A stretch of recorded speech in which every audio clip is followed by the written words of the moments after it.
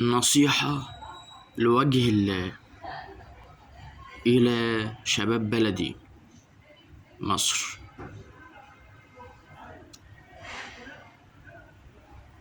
تجنب القرب من البنت المزاجنجية، لا تستحق أن تكون زوجة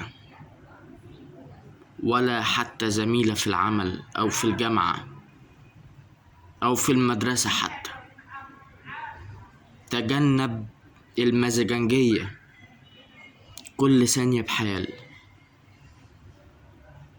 قراراتها بتاخدها مع نفسها والباقي يولع بجاز وسخ ولا ليه أي 60 لازمة عندها.